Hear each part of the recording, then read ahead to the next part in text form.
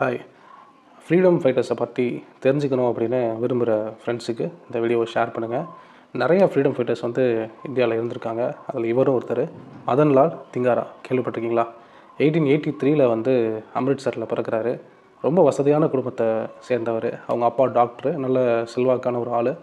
தன்னுடைய ஸ்கூல் முடிச்சுட்டு அதுக்கப்புறம் காலேஜ் படிக்கிறதுக்கு லாகூர் அரசு கல்லூரியில் போய் ஜாயின் பண்ணுறாரு. அங்கே ஜாயின் பண்ணும்போது அங்கே உள்ள பிரிட்டிஷ் கவர்மெண்ட் வந்து இந்தியர்களை எந்த அளவுக்கு அடிமைப்படுத்துகிறாங்க அப்படிங்கிறதெல்லாம் பார்க்குறாரு. அதுபோக இந்தியர்கள் வந்து பசி, பஞ்சம், பட்டினி இந்த மாதிரி விஷயங்கள்லாம் பார்க்கும்போது அவருக்கு மாதிரி ரொம்ப இதுவாகுது. அதுக்கப்புறம் அந்த ஃபஸ்ட்டு அவர் ப்ரொடெஸ்ட் பண்ணது வந்து இந்த பிளேசர் வந்து அங்கே பிரிட்டன்லேருந்து இங்கே இம்போர்ட் பண்ணுவாங்க. நம்ம பிளேசர் போடுவோம் பார்த்தீங்களா, அந்த பிளேசர் வந்து இங்கே பிரிட்டன்லேருந்து இங்கே இம்போர்ட் பண்ணுவாங்க.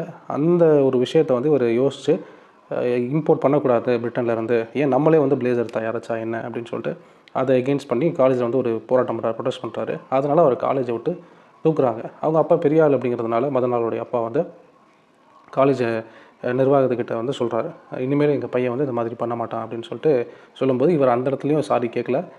இவங்க அப்பாவுக்கும் ஒரு சுதந்திர பற்று இல்லையே, அடிமைப்படுத்துகிறாங்க அப்படிங்கிற ஒரு எண்ணம் இல்லையே அப்படின்னு சொல்லிட்டு அவங்க அப்பாக்கிட்டே நீ வாழ மாட்டேன்னு சொல்லிட்டு அவங்க மதன்லால் வந்து அவங்க அப்பா விட்டும் கிளம்பி போயிடுறாரு.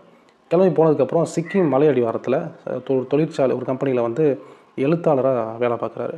அது என்ன கம்பெனி அப்படின்னு பார்த்தீங்கன்னா, அங்கே பிரிட்டன்லேருந்து கோடை காலத்தில், வெயில் காலத்தில் பிரிட்டிஷ்காரங்க இங்கே வருவாங்க வெக்கேஷன்ஸ்க்கு, உல்லாசமாக இருக்கிறதுக்கு.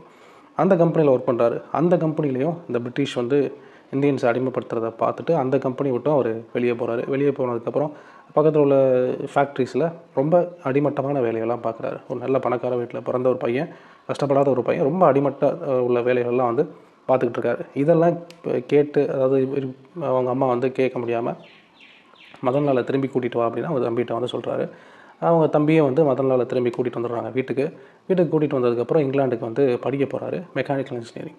அங்கே படிக்க போகும்போதும் இந்த மாதிரி சில விஷயங்கள் பிரிட்டிஷ் வந்து அங்கே உள்ள இந்தியர்களை எந்த அளவுக்கு வச்சுருக்காங்க அப்படிங்கிறத பார்த்துட்டு திருப்பி இந்த மாதிரி ரகசியமான அபினவ் பாரத் மண்டல் அந்த மாதிரி ஒரு ரகசிய பிரிவில் தான் வந்து சேர்றாரு. சொல்கிறாங்க. அப்போ அந்த பங்களாதேஷையும் வந்து இந்தியாவிலேருந்து பிரிக்கிறதுக்காண்டி பிளான் போட்டுருந்துருக்குறாங்க பிரிட்டிஷ். அதையும் வந்து எகெயின்ஸ்டாக இது பண்ணி அந்த மாதிரிலாம் பண்ணியிருக்காரு. பண்ணிகிட்டு இருக்கும்போது தான் இங்கிலாந்துக்கு வந்து கரெக்டாக அந்த டைம் வைஸ்ராயாக இருந்த, இந்தியாவில் வந்து வைஸ்ராயாக இருந்த கார்சன் வில்லி அப்படிங்கிறவர் ரொம்ப வந்து இந்தியர்களை போட்டு கொடுமைப்படுத்தின ஒரு ஆள் திருப்பி வந்து இங்கிலாந்துக்கு வர ஓய்வு பெற்று. அப்போ இவர் என்ன பிளான் பண்ணுறாரு, மதன்லால் வந்து இந்த ஆளை போட்டு தரணும் முதல்ல அப்படின்னு பிளான் பண்ணுறாரு. இந்த ஆள் கார்சன் வில்லி பார்த்திங்கன்னா மதன்லாலுடைய அப்பாவுக்கு ரொம்ப க்ளோஸு. இவர் இந்த கார்சன் வில்லி மூலியமாக தான் மதன்லாலுடைய அப்பாவுமே வந்து நல்ல பொசிஷனுக்குலாம் மேலே ப்ரொமோஷன் வாங்கி வந்திருப்பாப்புல. அப்போ இந்த ஆளை போட்டு தரணும் அப்படின்னு சொல்லிட்டு பிளான் பண்ணுறாரு. இங்கிலாந்தில் வந்து வருஷம் அட் ஹோம்னு ஒரு ஃபங்க்ஷன் நடக்கும். வருஷம் ஒரு ஃபங்க்ஷன் நடக்கும். அதில் எல்லாம் பெரிய பெரிய ஆட்கள்லாம் வந்து சேருவாங்க.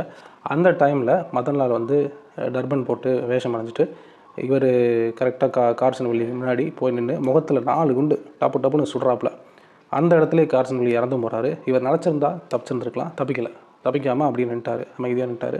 அரெஸ்ட் பண்ணிடுறாங்க. அரெஸ்ட் பண்ணதுக்கப்புறம் கோர்ட்டில் ப்ரொடியூஸ் பண்ணுறாங்க. அப்போ தான் வந்து சொல்கிறாரு என்னென்ன காரணம், எதனால் வந்து நான் அவரை சுட்டேன் அப்படிங்கிறத ரொம்ப ஆணித்தனமாக ரொம்ப இதுவாக வந்து சொல்கிறாரு. என்ன சொல்லியிருப்பாரு அப்படிங்கிறத அடுத்த வீடியோவில் பார்க்கலாம். ஸோ சப்ஸ்கிரைப் பண்ணி வச்சுக்கோங்க, ஷேர் பண்ணுங்கள், லைக் பண்ணுங்கள். பிடிச்சிருந்தால் லைக் பண்ணுங்கள், பிடிக்கலன்னா ஏன் பிடிக்கல அப்படிங்கிறத கமெண்ட் பண்ணுங்கள். பாய்.